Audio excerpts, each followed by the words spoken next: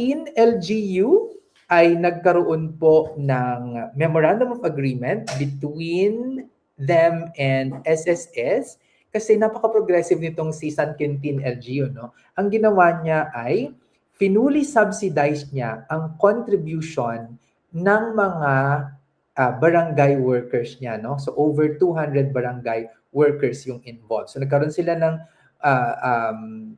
MOA signing nito. But this was in September 2025, no? Ano yung importance nito? Ito yung kauna-unahang LGU sa Pangasinan na gumawa nito bilang contribution subsidy provider, no?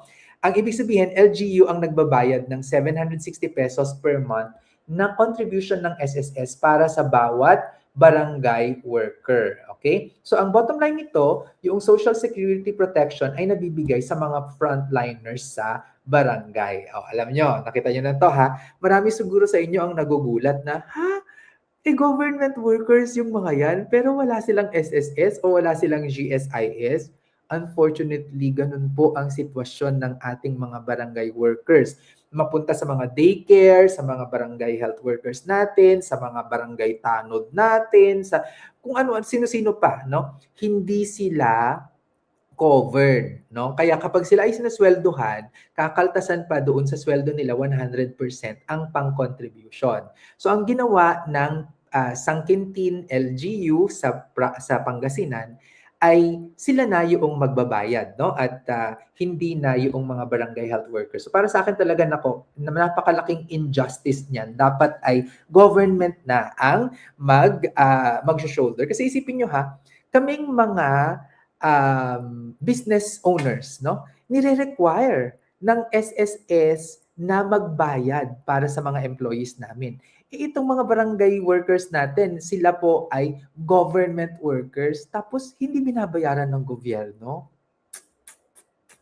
Bad yun. Parang double standards, no? Pinapahirapan kaming mga private sector pero yung government mismo ay hindi niya ginagawa kung ano yung dapat para sa mamamayan. Ayan.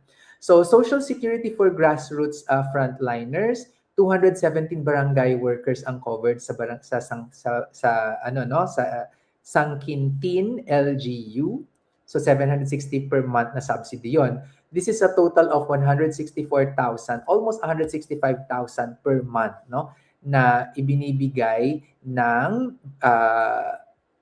LGU sa SSS. So covered ang mga barangay health workers, BPW, barangay nutrition providers, mga CDW, ganyan, no? So ang benefit nito, they will be able to access benefits, no, na tulad ng sickness, salary calamity loans, at saka mga retirement pension para sa SSS. Okay? So, yan po yung ginawang MOA signing between San Quintin LGU at ng SSS. Ako nga sana dapat wala ng mga signing na ganyan. Ito po dapat ay automatic na. Ayan ha. Ako po si Sir Vince, ang inyong financial guro, nagsasabing ang pagyaman na pag-aaralan at napagtutulungan.